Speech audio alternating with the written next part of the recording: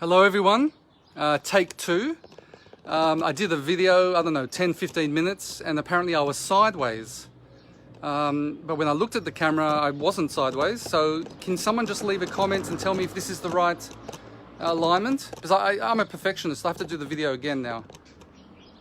Hi Matt, am I the right, is this sideways? Can someone comment please and tell me if this video is the right way around? Anyone?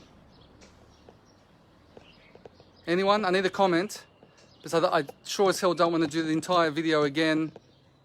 Hi Ari, can someone please comment and tell me if this video, if the camera is the right way around? Oh, it looks good, thank you. Okay, so basically, thank you, both of you. So basically I did a video for 10-15 minutes and I was very happy with it actually. And then I looked at it and it was sideways and I saw all these comments saying it's sideways. So apologies, I'm not going to leave it at that. I have to do it again because that would really freaking annoy me. Okay, so I'm doing it. Okay, it's the right way, great. Okay, so where do I start? So first of all, how is everyone doing who's watching this?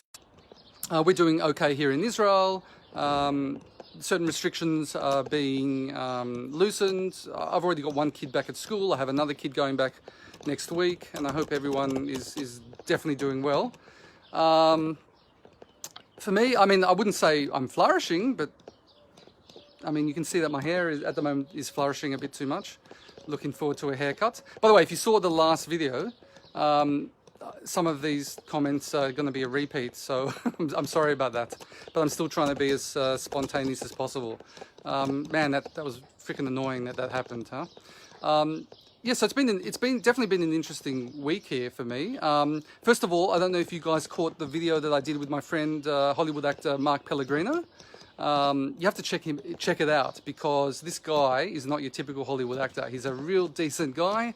He's extremely pro-Israel and just he's intelligent, let alone being a fine actor. So we covered a lot of different interesting topics, thorny topics, not just his pro-Israel stuff, but also Mel Gibson and some of the work on his shows. I mean, please check it out on YouTube, my YouTube channel. I'll leave a link in the comments, or you can check out my Israeli Cool blog. At the top, you'll see a link to the YouTube channel. But I said it's been an interesting week. So where do I start? So those that are watching this from Israeli Cool probably could get an idea that there are a lot of people out there that hate me. Those of you that are joining from my Facebook page after I share this, that don't know so much about my Israel advocacy, might, you know, you'd think, okay, I would not know why people would hate you. I mean, don't get me wrong.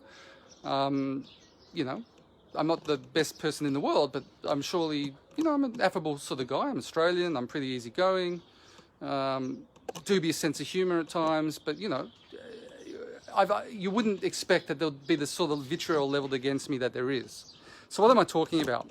I've had a huge number of anti-Semites come after me for a long time, but especially this week. And why do they come after me? I mean, I've been called all sorts of things. I've been called a cyber terrorist, whatever that is. I've been called a career destroyer. You know, flattery will get you absolutely everywhere with me, huh?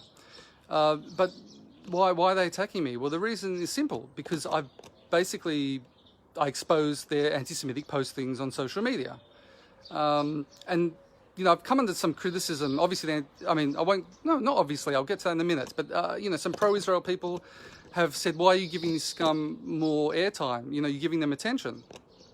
But there's two reasons, and hopefully I won't get asked this again, because it's kind of tiring answering that question all the time.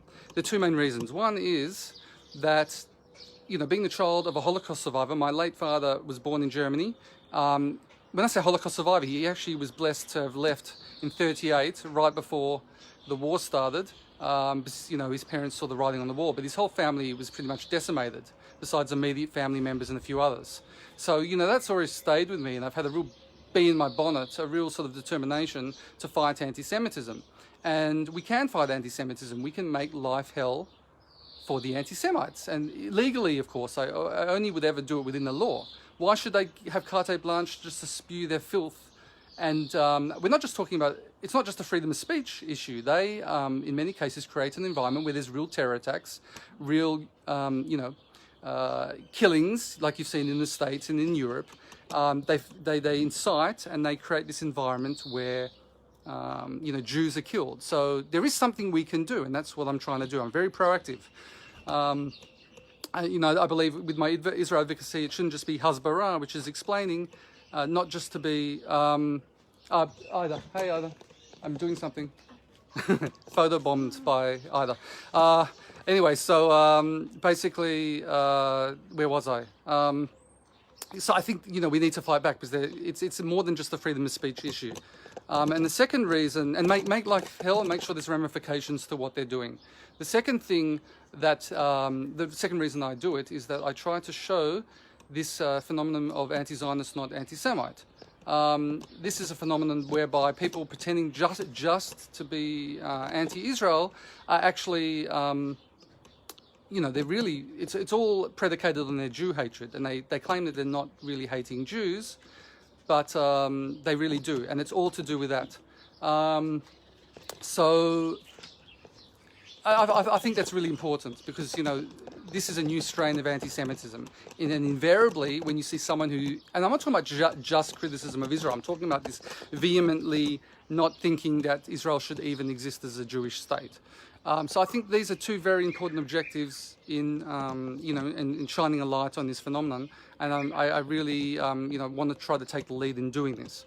So the question is, well, why are these anti-Semites coming after me? Because all I'm doing basically with my posts is screenshotting their own public posts and putting them out to a wider audience. They should be happy with me, right? Because don't they want to reach a wider audience? But that's the thing. You see, they operate in these nefarious echo chambers, and what happens is, when I shine a light on their postings, reasonable, decent people out there, including these people's employers, don't like what they're saying, because what they're saying is absolutely disgusting and vile. So that's kind of the contradiction in terms of what they're doing. On one hand, they should want to get their words out to more people, but they really don't. They really just want to sort of stay in their echo chamber and sort of egg each other on and operate in the shadows, perhaps encouraging actual people that are willing to do some serious crimes against Jewish people. And yeah, I've been called a career destroyer, but I've never actually called anyone's employer up or anything like that. Israeli Cool is a team effort, and many of you have actually been repulsed by what I've posted in terms of the anti-Semites postings, and actually then contacted an employer. And in some cases, these people have been disciplined or even fired. I'm not losing any sleep over that whatsoever. Nothing illegal was done. But in other cases, in one case, for instance, the employer said that they had decided to give this person some sort of cultural sensitivity training, which is their prerogative. So it's definitely the employer's prerogative how they want to treat this. But again, these are posts that these people have either tweeted out publicly or put on their Facebook posts that they've published publicly. So an employer actually could have just done the work themselves and seen this. So there's actually nothing untoward in exposing this.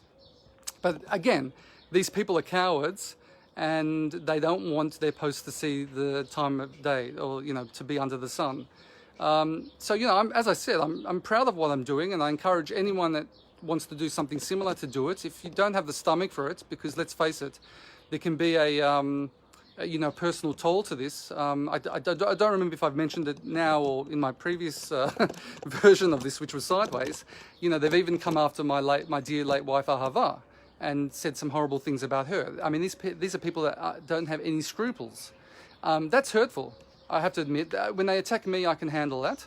I'm here to defend myself, but when they attack someone who's no longer here and was just like a beautiful person and the epitome of everything that is right in the world, that is hurtful. But it's not going to stop me from doing what I'm doing, because if you tend to get flack when you're over the target.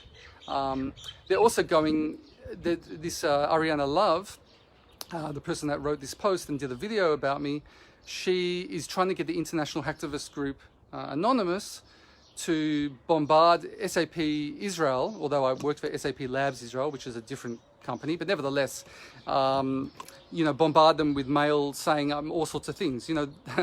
She's claimed, amongst other things, I'm a hacker, and all of you out there that know me know that I'm the most not technical person at all. I'm definitely not an IT specialist or anything like that, as she claims.